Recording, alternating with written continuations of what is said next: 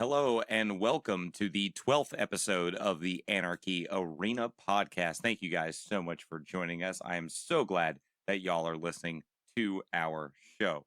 On today's show, we have a longtime friend of mine by the name of Carrie Daw. Now, Carrie is an aspiring voice artist, and she comes in to talk about some of that as well as an audiobook that her and I work together and a whole bunch of other things as usual with this show. When I say came over, I mean exactly that. Carrie came to the house to record this episode. Now, this is the first time that we've had a guest actually in our dwelling, so the recording process was a little bit different. So, that being said, the audio is a little different than it normally is from every other show. It might be not quite as up to snuff as you're used to hearing. I did my best. Sorry, did what I could. But that being said, enjoy the show. Episode 12 of the Anarchy Arena podcast, Lessons-ish in Voice Acting.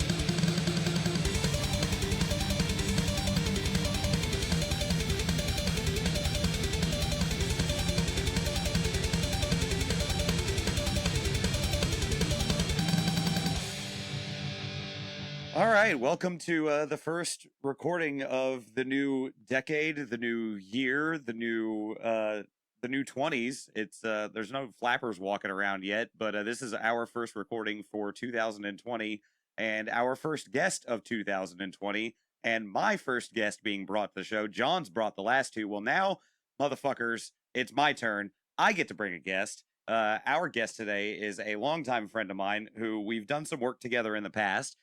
She is an aspiring voice actress. We have done some audiobook work together, and she is the mother of three beautiful children. Please, everybody, say hello to my friend, Carrie. Greetings and salutations, my darlings. So sweet and so sing-songy, right? She's so fancy. She's actually over here right now, everybody, with like an 18-inch long cigarette holder, just Cruella de Villing the fuck. No, I'm kidding. She's not. Pencil skirt, the works, high heels.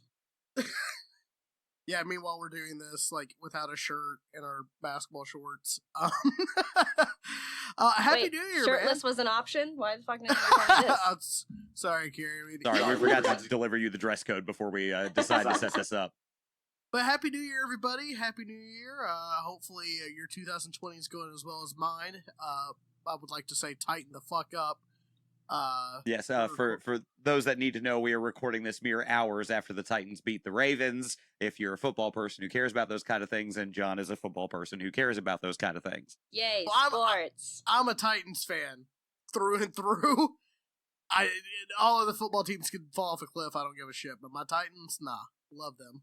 Well, but that's not what we're here to talk about tonight. What we're here to talk about tonight is what, Chris? We're here to talk about the world of voice acting and audio narration in general, and in particular, a project that Carrie and I worked on about a year ago that was interesting. Interesting is one word for it. A learning experience. A learning experience is definitely another way to put it. A shit show. Wanting to pull my hair out and gouge my eyeballs out with dull, rusty spoons. And I want all of you to think about just how dull a spoon has to be a dull spoon. And rusty. Yeah. It was an experience. So Carrie, why don't you explain how we got this work? And obviously we're not going to give away any details of this novel or any names or anything like that. We're going to have to generalize here a little bit, but Carrie, why don't you explain how we picked up this piece of work? Well, I wanted to get into it. Sorry, that was my cup.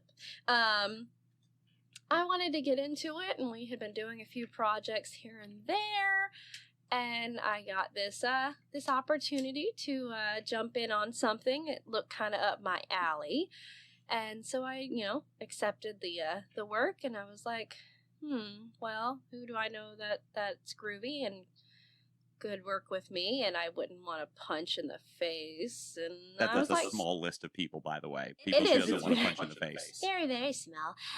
She And can I was fit like, it in her wallet. Chris. So I called him up and I was like, hey, I'm doing a thing. You want to do a fucking thing with me? And he was like, yeah, let's do the fucking thing. And so we started that adventure, and I recorded in my tiny closet. Okay, when she says tiny closet, let me explain to you her recording situation. Everybody who's listening to this has probably seen Harry Potter or Matilda, for that matter, right? Oh, that's too big. Matilda's room? You're going too big. Yeah, the Harry Potter that's room might even be too big. You ever been in an airplane bathroom? Yeah, that's probably closer to it. Cut that Imagine, motherfucker in half, and you got my studio. yeah, imagine an airplane bathroom wrapped in moving blankets where she has to like contort and crawl to get into a chair to sit with her head basically buried into the microphone, reading the script off of her phone, and I had a flashlight in there as my lighting source because there's no lighting source in that closet. So I had a flashlight kind of overhead shoved in between the coat rack and the shelf above it. And that's how I saw, other than my phone. And I had, like he said, moving blankets all around me. I was sitting on an old rickety chair that was just small enough to fit in there. My knees were pressed up against moving crates, and a printer because that was just the right height for my mic. And I'm just imagining this because you two were actually directly involved. I was the thank God an outsider on this. yeah, you were the bystander in this. And I was thinking, like, this whole time you guys were recording, because Chris told me about where you were recording in your closet. I was like, she goes, like, into fucking Narnia. yeah. Yeah. To record voice, and to record her work for this, let's be honest here, kind of shitty book. I was like, Chris, don't get your hopes up, man. Like, I don't want you to fall flat on your face from what this might be. Oh, no. And to call this particular novel kind of shitty might be, offensive to slightly shitty novels. And I mean, to be fair, I did read it beforehand because if you're out there and you're getting started in narration and voiceover, voiceover, you may not be able to read the script beforehand. They're going to hand you a new one every day, and they might hand you 2 or 3 during the recording process that day. But narration, you can access the book beforehand. Always ask for the PDF before you agree and sign anything. So I read the book beforehand. I knew exactly what I was getting into. I just thought, hey, might be a cute little stepping stone, and it is what it is. You're not going to get Harry Potter every time. So Well, you're I going to knew what I compete was with getting Stephen Fry into. on that one. So What? I said you're going to have to compete with Stephen Fry on that one. There's no competition. There's none. I love you, Carrie, but no. Yeah, no. I know exactly what I am, and no competition. But yeah, so I knew what I was getting into. Chris kind of knew what he was getting into. I had been given I think you gave me like the first chapter to look over just to see what I was getting into, and you gave me an audio test of like the first like paragraph or two. Yeah. And the first chapter wasn't terrible. It was mostly exposition. It was mostly character building, so it wasn't terrible. And I will say this: the story isn't bad. The story is great. The story could stand on its own. I could see it being made into a movie or a TV series. It actually, you know what? Honestly, real talk, I saw a Netflix show that I swear to God was this story. Oh my God. That's both depressing and hilarious at the same time. It was But real no, good, though. I enjoyed it. the story is great. The problem we had with this particular piece of work is, and if you happen to figure out what this book is, you know exactly what I'm talking about. This author, I won't even give a gender, this author cannot write grammatically correct to save her fucking life. And whoever her editor was needs to be shot. You gave a gender. Well, Okay, too late now. Well, Whoever the author's editor is needs to be shot. And it was that bad. Well, and to be honest with you, the problem I had with just listening to Carrie's lines is I was like, holy fuck, someone has read too much goddamn Twilight and thinks they're a goddamn author. That was my first thought in my head. I was like, you have some really good world building here. The world sounds cool. You just don't know how other people talk to people, do you? You don't get out much, do you? Like the dialogue always seems so stilted and like unrealistic. It was stiff. It's an adult trying to be natural in a world where teenagers are speaking to one another. You've been removed from that world for so long that, you know, you think you know, and girl, you don't know. Like, I'm surprised she didn't have the characters telling each other everything's square. Quit being a square, man. Everything's hip. We're groovy here, dude. Do you remember, and this is not a diss on Dawson's Creek, because Dawson's Creek was a wonderful, wonderful show. But you know how in Dawson's Creek they spoke to each other like they were adults? Yeah. Yeah, that's kind of what she was going for, I think. And it didn't really work. She honestly sounded like she was going for natural teenager dialogue, but she was getting Dawson's Creek. She was getting adults speaking to one another as opposed to teenagers speaking to one another. Yeah, and it was painfully obvious, too. It's just... Oh. Yeah, and when you write so horrible and stilted, and then you're like, let's do an audiobook, it's gotta be such a gnashing of teeth in order to get some type of gold out of it if you're doing an audio recording of it. So one of the issues that we ran into is both Carrie and I are avid readers. Yes. As a general rule, most people who are avid readers tend to write grammatically correct. Just because of having read so many different things, you pick up on a bunch of different styles. You know how sentence structure is supposed to work.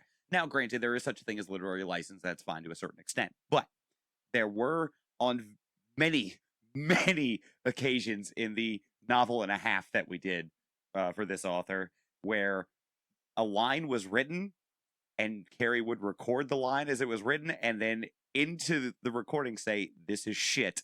I'm going to re-record it the way it should have been written, and you can decide which one to put in. 9 times out of 10, I put in Carrie's version. Yeah, which is a dangerous game to play as a narrator, but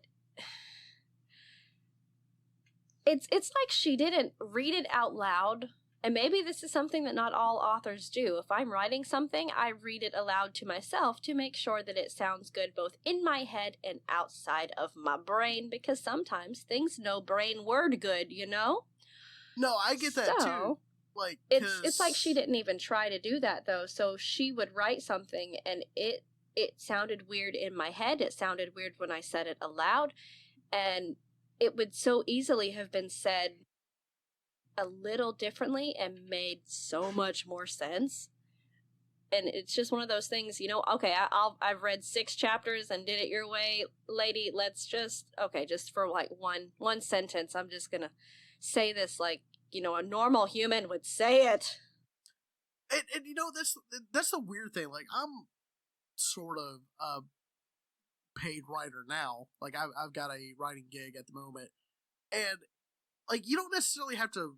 Like, I don't say it out loud, but I do think it out loud in my head. Does that make sense? Yes. Like, I think, like, whenever I write dialogue or how, like, because right now I'm writing a tabletop RPG, and I'm having to, like, I'm doing, like, monster manual stuff, and the way the monster manual is written, it's supposed to be, like, an ancient text recovered from from an ancient civilization, and I'm writing this out, and I'm like, okay, would someone who has celestial knowledge know this, or how would they speak? And I say it out loud in my head, and I'm like, okay, I can imagine them saying that.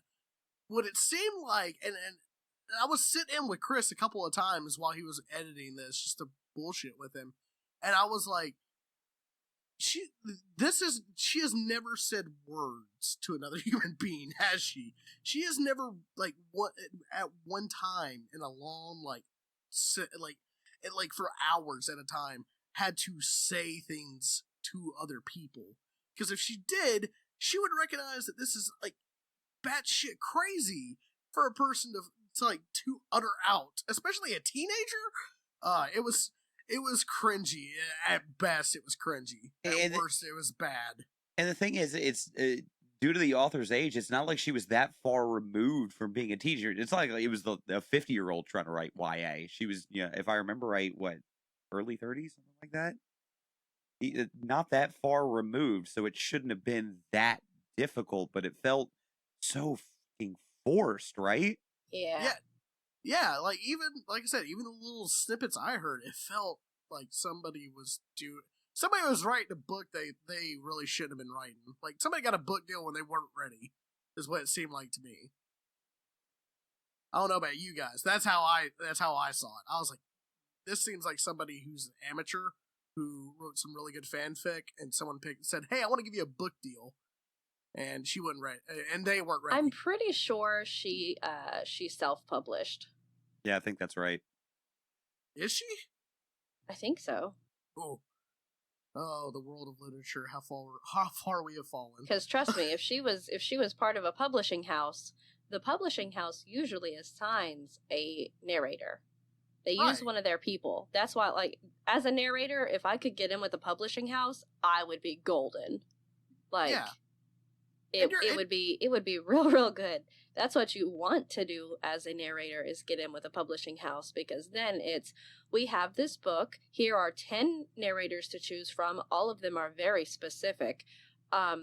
Unless you absolutely freaking hate the person that we choose for you, you can choose your own person, but that's coming out of your pocket. And at that point, all authors go, "Nah, we good." Yeah. And use the publishing house's people. So I'm pretty sure she self-published, and she has other books that this is what kills me.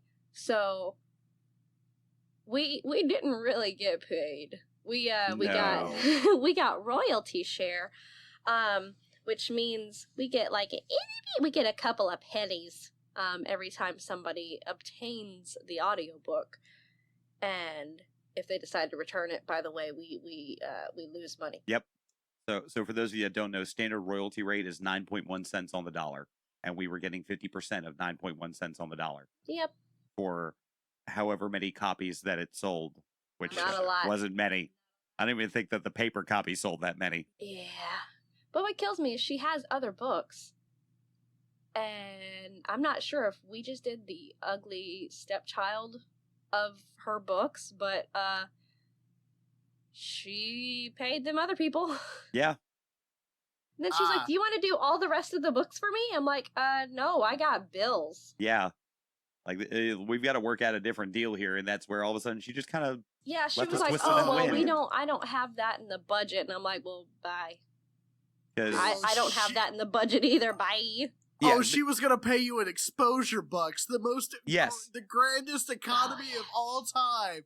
I want to give you exposure, and you'll get experience. Fuck you, pay me, is what I say to that. I mean, I can get experience by reading any of the many books of any genre on my shelf at home, record my ass, and send it to Chris, and we can get all that shit hammered out if we're not gonna get paid. I mean, hell, we could do like a DBZ abridged, and you could also work in voice acting while showing off your fucking talents. I mean, and do that for free. Narration. I think of narration like long form voice acting, because I mean, there are narrators out there who just do one voice, and this is the only voice that they're going to use, and this is every character's voice, and everything they say sounds exactly the same, no matter who is saying it.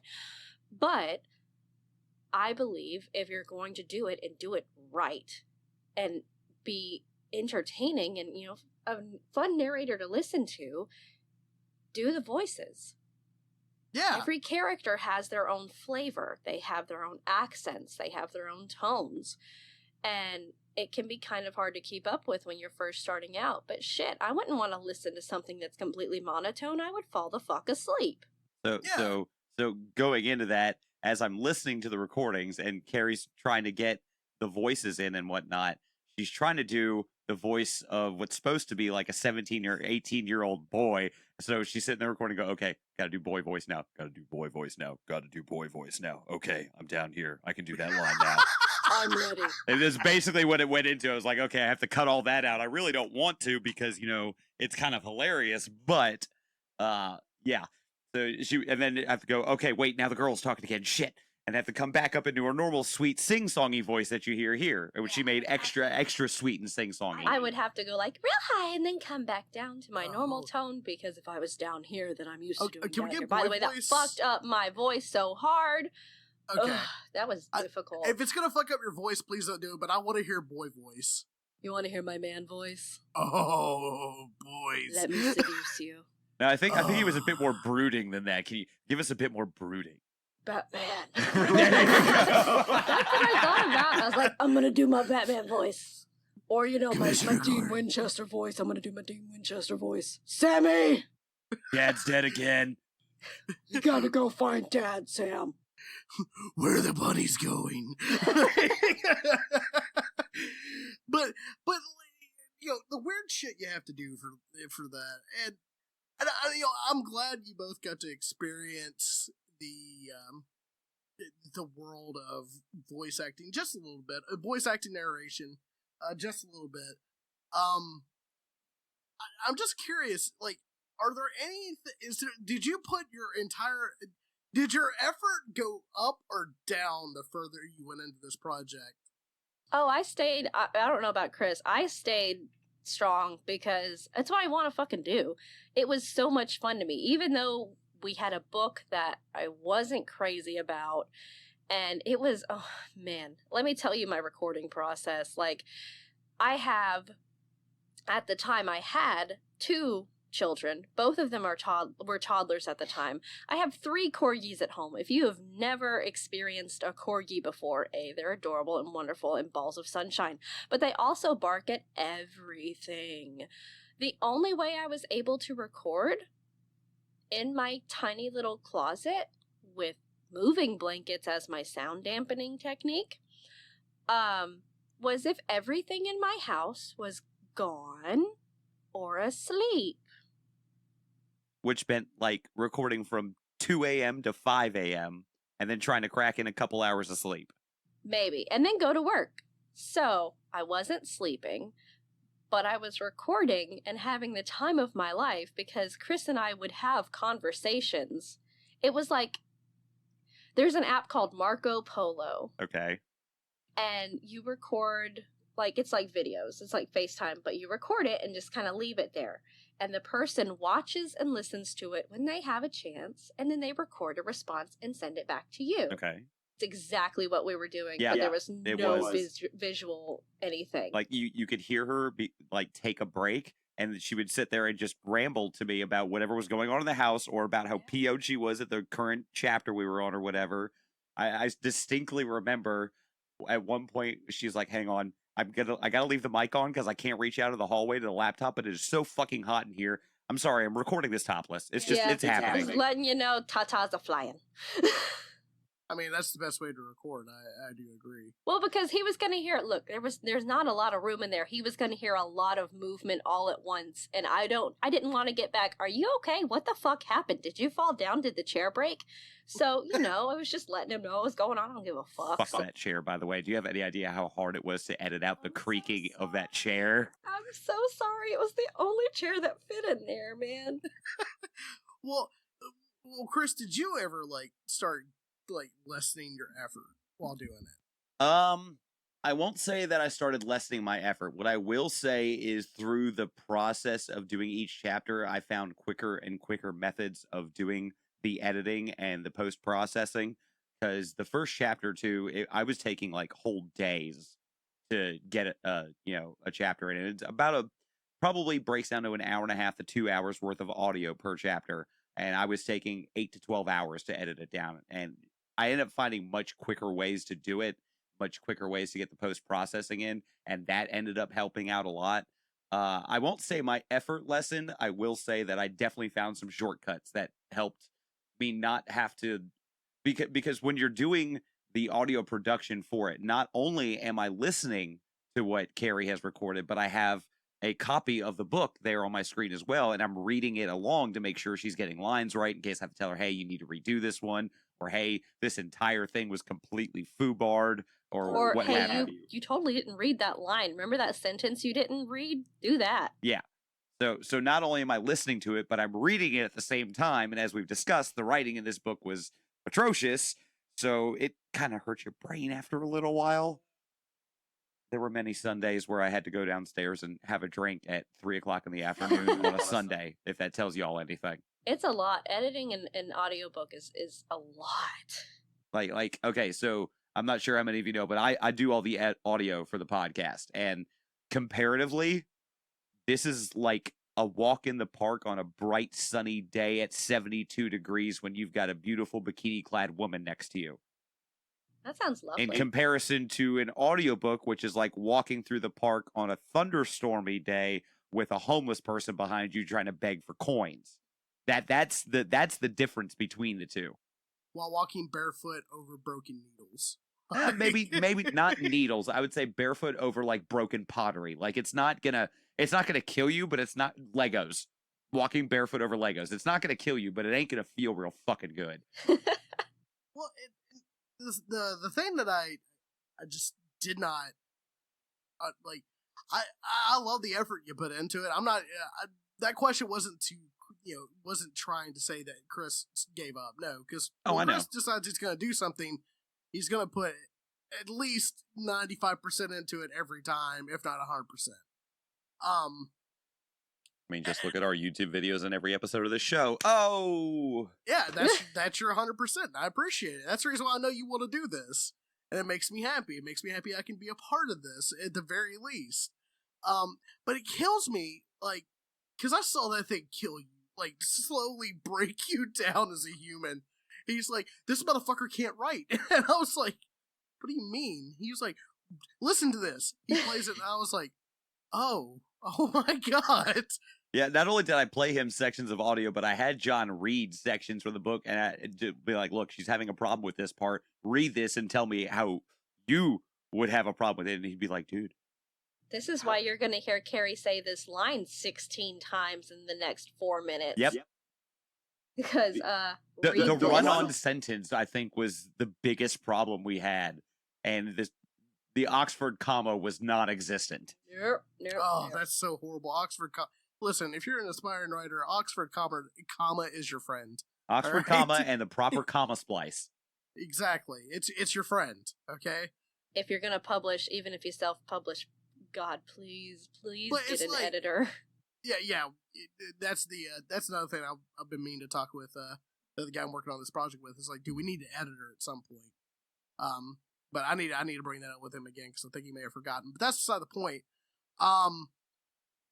Like just reading it. What saved us, honest to God, what saved me and Chris from losing our freaking minds. Even though, I mean, we were having fun doing it, and well, that's really it. We were having fun doing it. We were having fun working together, and we made each other fucking laugh. And I would get to a line that was frustrating me, and I would just pop off with every single swear word in the most colorful ways I could possibly string them together. And which, since this is an audio show, none of you know, but Carrie is like this tiny, minute, high-pitched voice person that doesn't look like she has an ounce of anger in her body. If you were to walk down the street, once you get to know her, however, this is not the girl you want to piss off, ladies and gentlemen. Don't let her near a set of bolt cutters if you piss her off, because you can find creative ways to use them. Chris told me something recently, and just based on his reaction alone, I know he was a little bit fucking scared of my reaction to what he found out that I knew. And yeah, I didn't even have to see him to hear the fear in his text. Yeah. Needless to say, I know better than to get on her bad side. I don't care if she's, 5'4" and tiny, okay? You want me on your side in a fight. Yes. she's the scrappy one that'll get you out of everything. They won't go for me first because I look so I feel like me and Carrie would go back to back like fucking dwarves, just fucking. But that would be bad. People. They would not go for me, and that would be the mistake that got them got. That's exactly how it would work. Yep. But and I hated it for you, man, because like I was like, he's finally doing something he actually loves. He's doing some audio engineering. I know he loves doing that, and he's just doing this on this really bad thing. Which, I appreciate all the effort you put into this podcast and into basically anything that you do. The amount of crap you have to deal with would drive me absolutely fucking bonkers. You have to have patience. Well, if I had next level patience. Yeah. Well, if I had to like edit this podcast, you would never hear from me. I would not be on anything. I wouldn't talk to people. I'd be in my room if I'm not at work, which, I mean, to be fair, that's what you do anyway. That's what I do anyways, but it'd be like less happy in here. Because I'd have been like, dude, I would have quit. I'd have quit right now. I'm surprised he didn't. There were many times where I was like, man, Chris is going to tell me go fuck myself any day now. And then he wouldn't, and I was super surprised and happy about it. Well, it's like John said, I was able to actually do some real audio engineering work. I mean, granted, not really getting paid for it, but I was fine with that because I was helping somebody out trying to get their career jump started. So I was willing to do that. Plus, it gave me real audio work to do. And granted, was it the ideal recording situation? No. Do I have the ideal recording situation now, even with the podcast? No. But I'm able to work around it and make it as best as it possibly can. And I've had a couple people listen to her stuff and go, how did you record this? I'm like, if I told you, you wouldn't fucking believe me. Magic. Just magic. That's all you need to know. By prayers, yeah, it's bubblegum, and that's sticks. one of the reasons I kind of brought you along, because I knew that you audio engineering degree, right? Associate's equivalency, yes.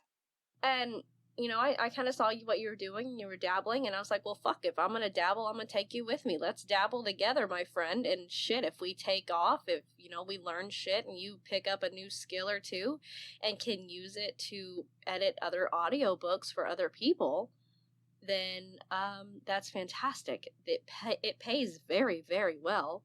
So what you're really hearing here, ladies and gentlemen, is if you're an aspiring author, tweet me, and Carrie and I will work out a system so we can get your book done up audio style. That's really what this whole episode is. It's a giant fucking shill. You better pay us. Well, isn't that every episode at this point? Pay us. Well, you made me stop doing the Blue Chew joke, so not really. Yeah, well, sorry. Once one of the Paul brothers supports it, and we're not getting money from them. By the way, if you give us money, we'll sell whatever the fuck you want. Yeah, we'll gladly take any sponsor. I don't care who you are. I mean, fuck, I will sit here and shill Gatorade, Twizzlers, fucking Viagra. I don't give a fuck. I will find a way to make a Viagra ad funny. I will make the commercial. We were gonna do that actually as a joke. You never sent me the thing. No, I don't even know if I still have it, but I had written out a script for Carrie to do as a commercial for something. I don't remember what it was. It was dick pills. Oh, it was dick pills. That's right. And I was like, please, script. I want to do that. I want to be hired to do that so bad. Does your dick not work? Well, take this pill and your dick will work so well that she'll never get off of it. You'll need Gatorade. See, look, we just did 2 ads right there in one. Somebody sponsor us. Gatorade and dick pills. Yay! Shit, we make this big, Carrie may have a job. That's right? all I'm gonna say. Girl, do it. Girl, do it, I swear. I'm real broke and I got 3 kids. I will record all the shit. But yeah, not only did you work on this narration and whatnot, but you're also you're an aspiring voice actor as well, right? Absolutely. So, what would be a dream project for you to work on? Maybe not something that already has voice actors, but something like a dream project? Yeah. I want to be a fucking Disney princess. Which one in particular? If you had to pick one. I mean, she won't Remember, exist Deadpool yet. counts as a Disney princess now. Does he? That's oh wonderful. shit, she could be Lady Pool. She Hell could be Lady yeah. Pool. Oh, I'm down with that. Bob Iger, do you hear this? Bob Iger, are you listening? We have your Lady Pool for the Mr. next... Iger, I have a proposition for I'm you. pretty sure we need to speak to Kevin Feige. I think he's more direct in charge of that, Chris. Fuck it, I'll just tweet Kevin Smith. He gives everybody a job. There you go. Shit, is that what we gotta do? Apparently, the motherfucker gives everybody a job. That's because he's a good person. Well, I mean, yeah.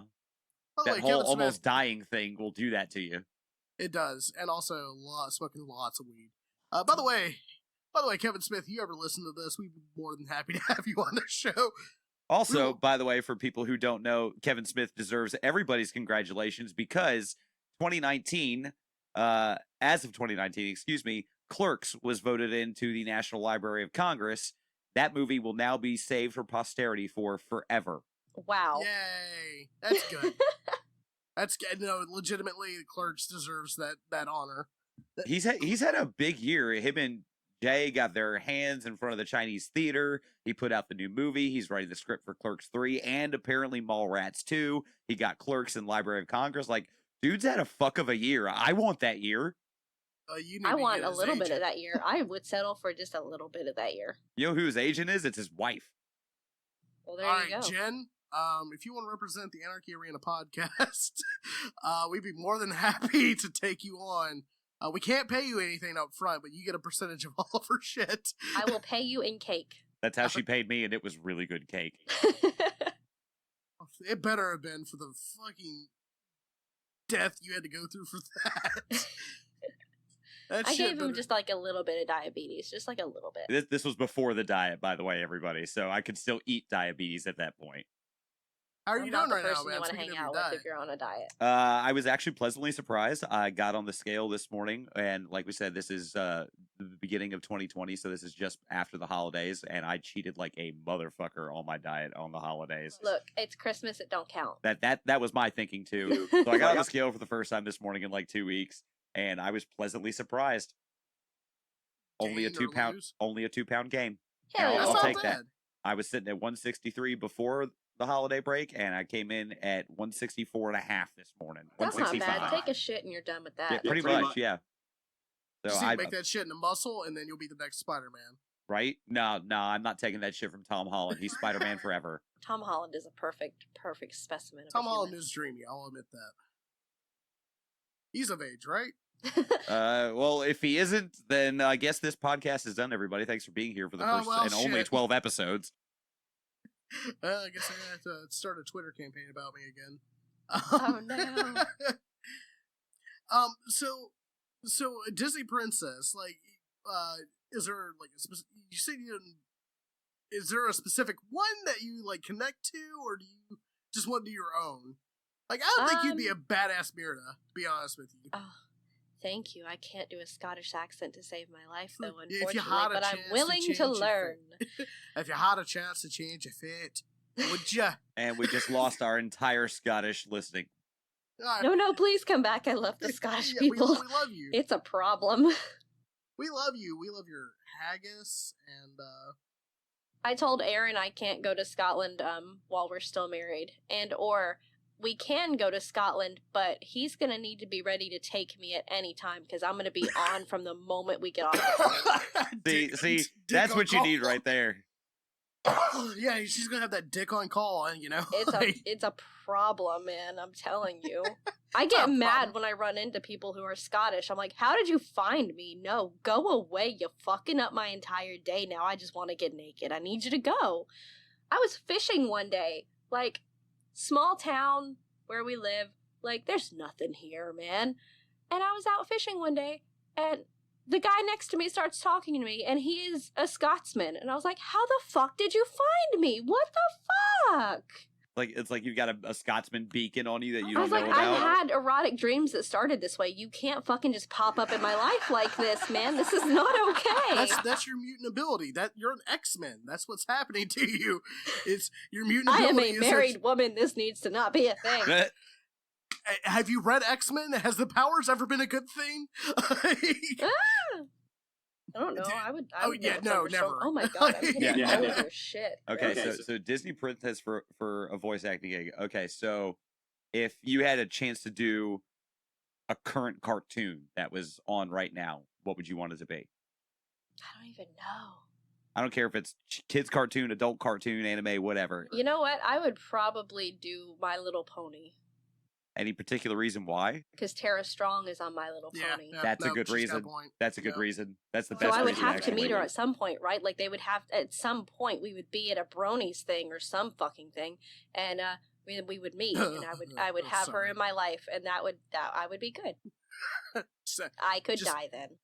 Just a brony con. Just yeah. You know, they got Tara Strong and Carrie Daw. Like why not? I mean, all right. All right, all right. John, if you had to be... voice act something, what would you want to do? Man, I would love to do video games. I would love to do an RPG. I'd love to do because I'm never going to be a main character if I ever voice acted. I'd always be the Hey, not with that attitude, you won't. But no, it's okay. I know what I'm good at. I'm good as a plucky sidekick or like the redneck, and I'm cool with either one because I can do both. So for me, I would love to play like let's say Mass Effect gets a remaster. I would love to play either Rex or Garrus. I think I would do. You have to do lots of calibrations, all the calibrations. Just doing some calibration, Shepard. Or to be honest with you, I would actually love to do if Shadowrun or something like that, or Cyberpunk comes out with DLC, and then want a voice actor, and somehow they find me. I would love to do a Cyberpunk character.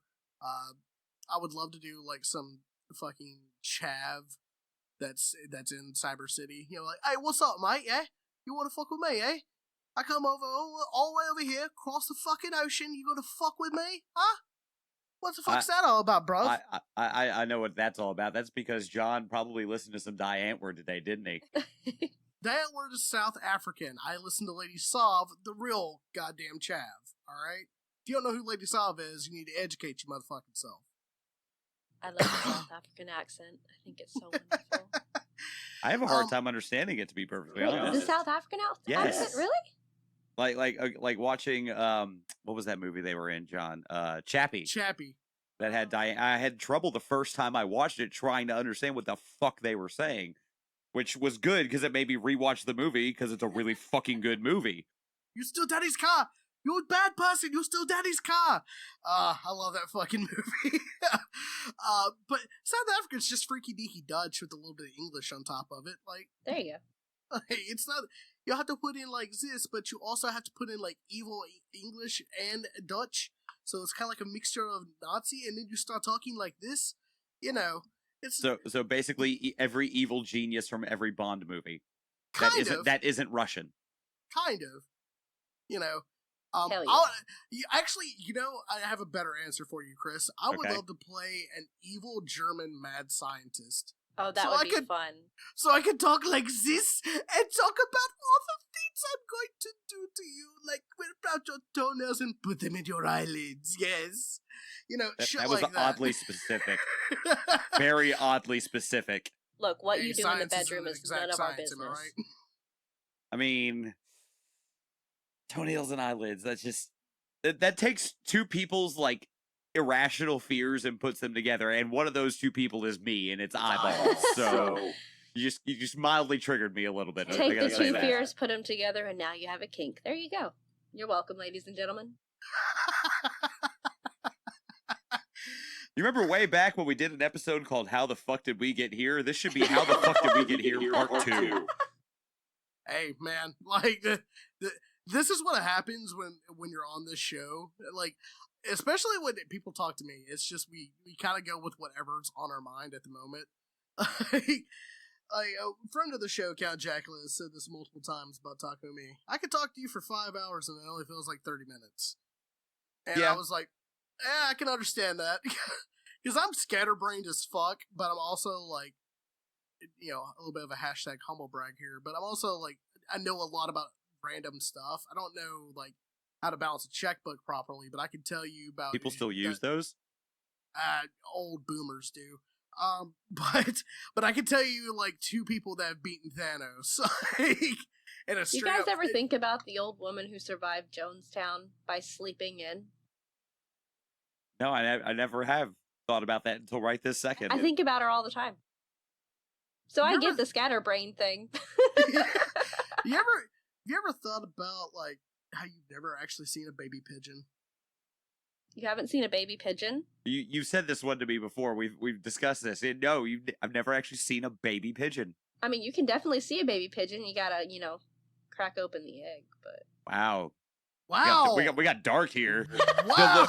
The look she was giving me while she said, like it was that look of don't judge, but I've done it.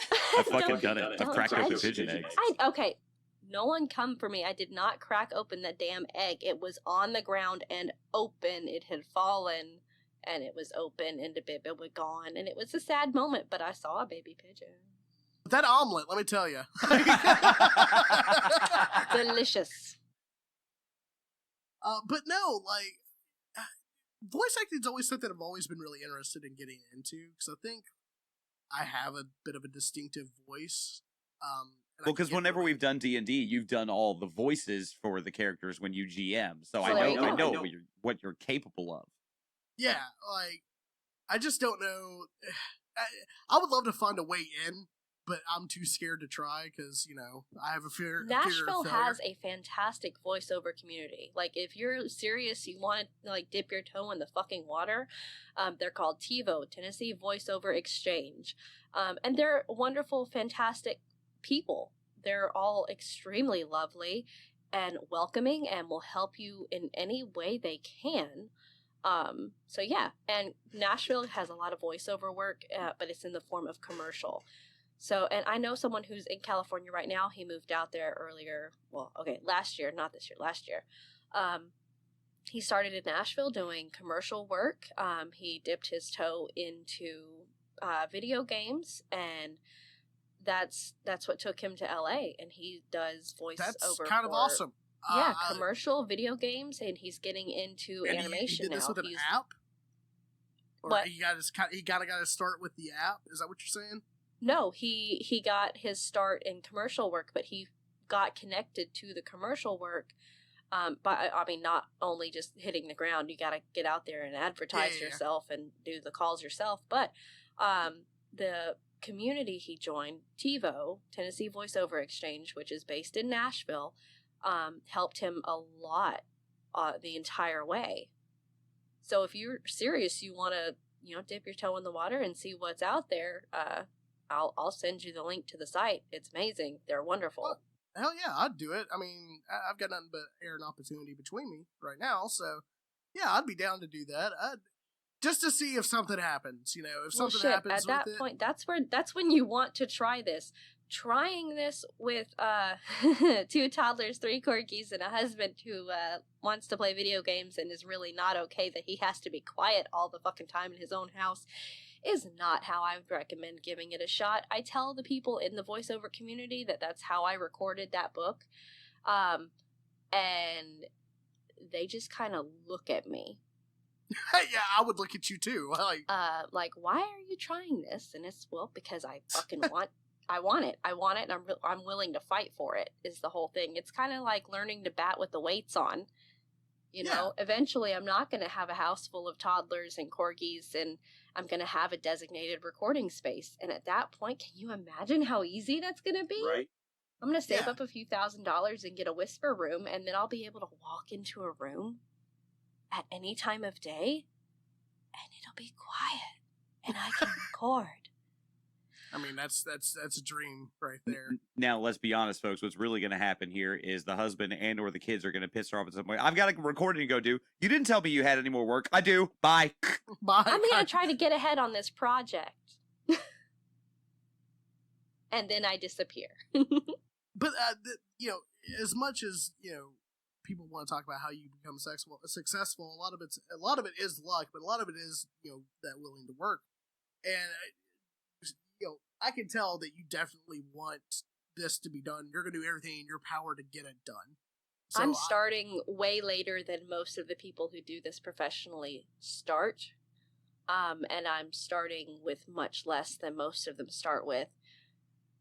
But right. I'm in it for the fucking long game, man. That's what I'm playing. I'm playing the long game. I don't want to be successful next year. It's not going to happen next year unless the stars align, which, hey, yo, anytime you want to align for me, that would be groovy. I'm not going to count that out.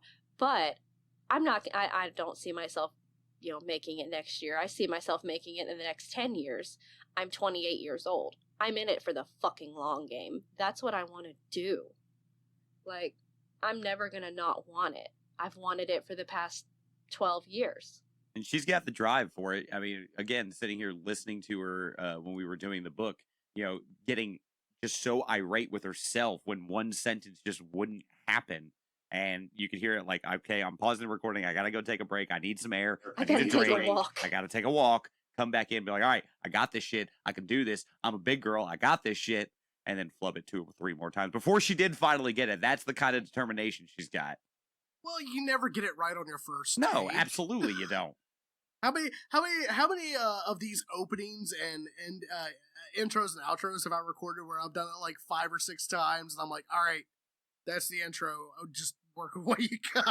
Like, you know where I learned to have you do that is by working on the book with Carrie. I was like, yeah, give me like 3 or 4 takes, please. I'll say it like 3 or 4 times, Chris, and just fucking figure it out. Please don't make me say this again, Chris. Lots of splicing. I specifically having to remember splicing the word "the" together from 3 separate takes because of enunciation issues, and everyone's got them. Everyone's got certain things that they just can't enunciate worth a shit. I had an ED problem throughout the recording of the book. Yeah, E's and D's, they just would not happen. You put them together, and I was just like, For me, I don't know how to speak anymore. For me, the word it's asked. Yeah, it's ask is one of my words because it usually comes out as axe. Yeah. Like not even like trying to be funny, like legitimately. Sometimes when I say ask, it'll come out as axe. Now I'm being. Well, see, I would think about it, and then it would come out because I was overthinking the word. Yeah. Instead of just saying I asked a question, it was I asked a question. Let me ask you a question. But yeah, it's a big field. It's a loving field from everything I've heard from other voice actors. Is like, voice actors get together and rally around each other. Yeah. But there is a little bit of competition. It's a fantastic community. And the biggest thing that I like about the community is there is such a small pool of roles because they're bringing in celebrities, because celebrities are figuring out, I don't have to diet for 6 months and work out every single day like I'm going to die, and be on camera every day for a year while I film this motherfucker. I can just walk in a booth. There's no diet restrictions. I just have to speak clearly. And I get paid for that, and people are groovy with that. Oh, fuck yeah, I'm going to do that. Absolutely, I'll accept that role. So that takes up a bunch of the roles. And then, there's an established pool of voice actors. But there are so many voice actors out there fighting for work. Yeah. That they don't have to work with you if they don't fucking want to work with you. If you're an asshole, they don't have to work with you, and they're not gonna. So the people who are out there doing it successfully are all awesome people. They're wonderful. They're fun to work with, and they have awesome personality. Like I love them. I'm in love with all of them. I think the one that really comes to mind, just the way you were saying that, is the guy that I'm picturing in my head right now, Troy Baker. Yeah. See, I'm thinking of Matt Mercer. Like Matt Mercer is the most wholesome person Matt Mercer ever. is a freaking cinnamon roll, and I love him. Yeah, we must protect him. I've never heard him described as a cinnamon roll. We have to protect the cinnamon roll. He's too good for this life. He's just sweet and wonderful and brings joy to all around him. He's just a cinnamon roll. He's a cinnamon roll. You ever walk in a kitchen and cinnamon rolls are baking? I mean, yeah, you've got a point. I miss cinnamon rolls. Getting a defensive stance. You also miss French fries. That's I do miss French fries. It's a bad thing. It's You're a a really sweet bad French fry. Doesn't roll as good. But to address the point where you saying celebrities coming in, let's be realistic here, and this has to do with the game that came out a couple of years ago. Kiefer Sutherland ain't no David Hayter. No. And that game was real weird because of that specific reason. I love MGS5, but it felt like something was missing, and it was because something was missing. Fuck Konami, by the way. Hashtag fuck Konami news. Yes, just wanted to put that out there. No, that's what kills me. Is like you could be like the best in your craft. You could be the best in your craft, but because somebody's bigger somewhere else, you can get bumped down the list. Absolutely. You go from being one of the main protagonists or antagonists to being henchman 3. Unless you reach that celebrity status yourself, there's somebody bigger than you, and they're going to make that money because people are going to say, "Oh, who's in this game? Oh, I have to get it." Yeah. I mean, I think a really good example of that is, you remember when the first Arkham game came out, And we're like, oh, okay. Well, I mean, this looks cool. Wait, is that Mark Hamill's Joker in a game? Sold. Done. Must have. No, like I mean, can't blame him though, because Mark Hamill. no, you can't. I mean, Mark Hamill is fucking treasure, is what he is. Yes, both in acting and in real life. He's absolutely. He's a great human being. But speaking of the Arkham games, it's like when you realize, oh shit, they've got the animated series Batman, the animated series Joker, the animated series Harley. Because remember, Tara Strong didn't work on that first game. She worked on City and Night, but she didn't work on Arkham Asylum. Right. The original Arkham Asylum was the original voice of Harley. And she was so good in that role. That game was so good. Speaking of Harley Quinn, have you guys watched that Harley Quinn show? Have you watched it since I told you about it, Chris? I've seen bits and pieces of it on YouTube. I haven't gotten a chance to watch it on the DC app, but I really want to. And I'm pleasantly surprised by the Birds of Prey trailer. That shit looks hilarious. It does, though. Oh my god, Margot Robbie, as far as I'm concerned, could be Harley for forever. She plays wonderfully. You need to watch that damn show. Then that's all I gotta say. Let's just put it this way: Penny is the best Harley Quinn of all time. Okay.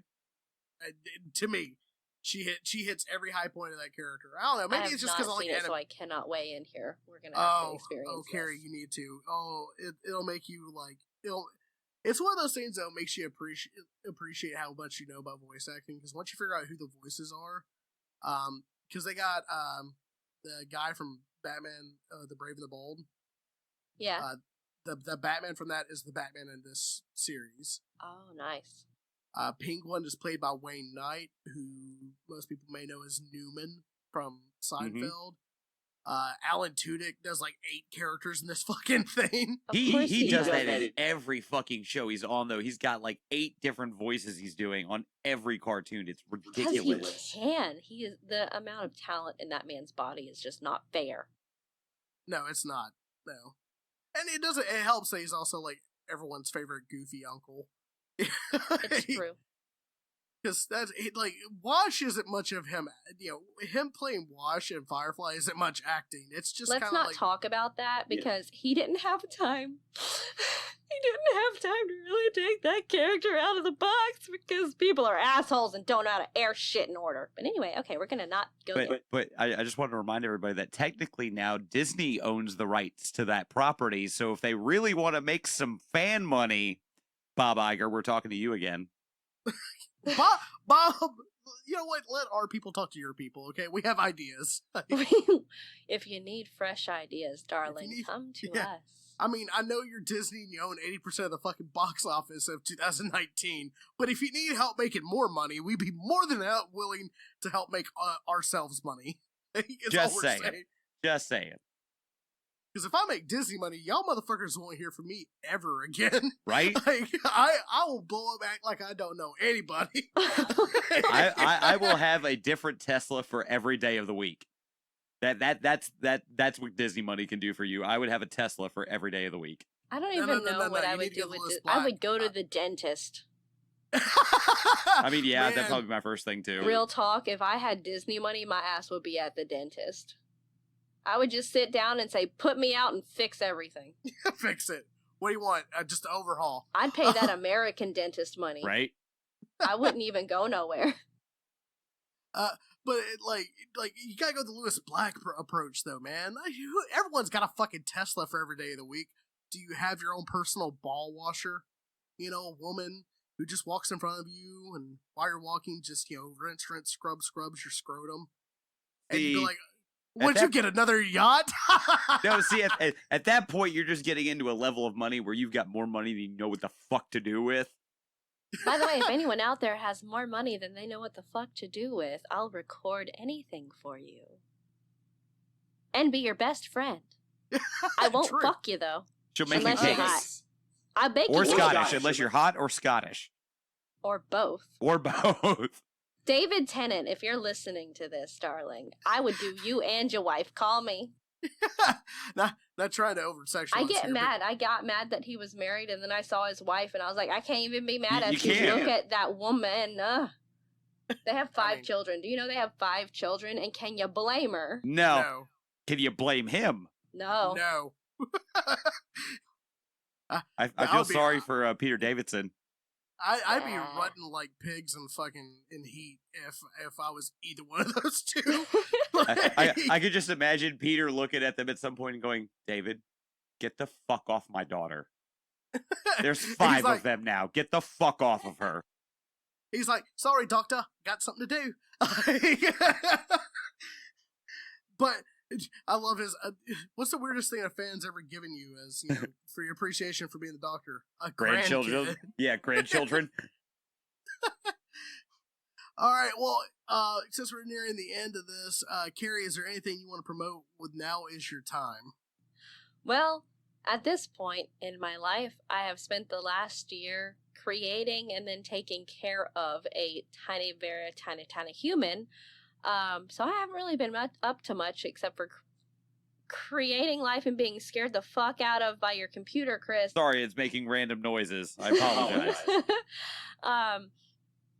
No, that's what I have been up to lately, is just doing the mom thing, momming it up.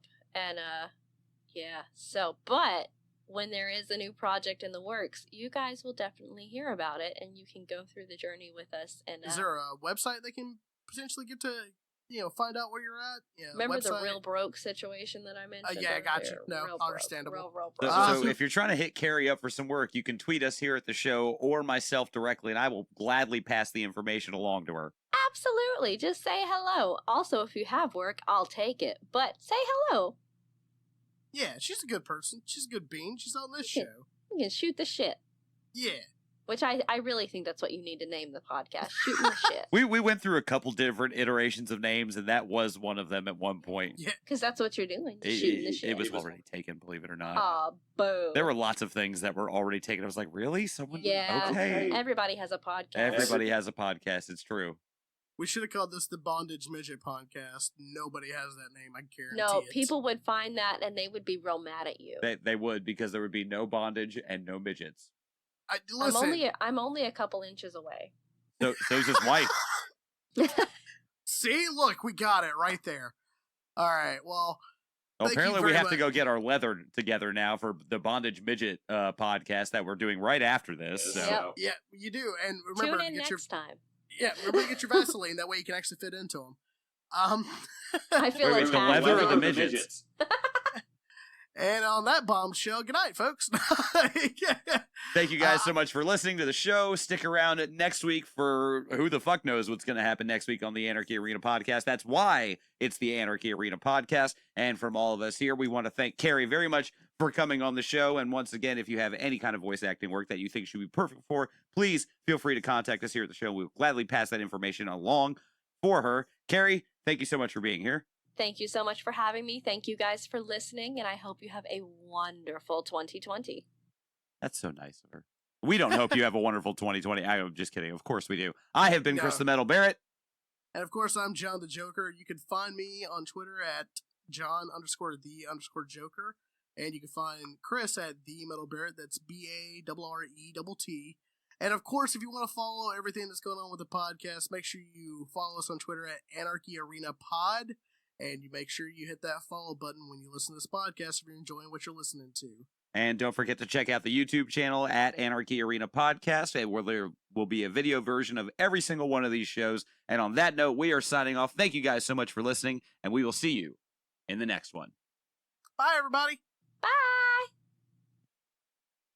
And there you have it, episode 12 of the Anarchy Arena Podcast, Lessons-ish in Voice Acting. I want to thank Carrie once again for coming over and coming into our space and recording this with us. This was a lot of fun. It was really good to see her. I'm glad we got to catch up, and we got a little bit of catharsis out about that audiobook that we did, as you heard. Now, I'm recording this outro on the same day that the first 5 episodes of the Anarchy Arena podcast released everywhere. And for those who listened on day 1, I want to spend a super shout out and say thank you guys so much. I really appreciate the support. So does John, so does Billy, so does everyone else who's come on the show. Thank you guys so much. It's amazing. Look forward to more episodes, 1 a week, every Tuesday. And next week, we have another guest.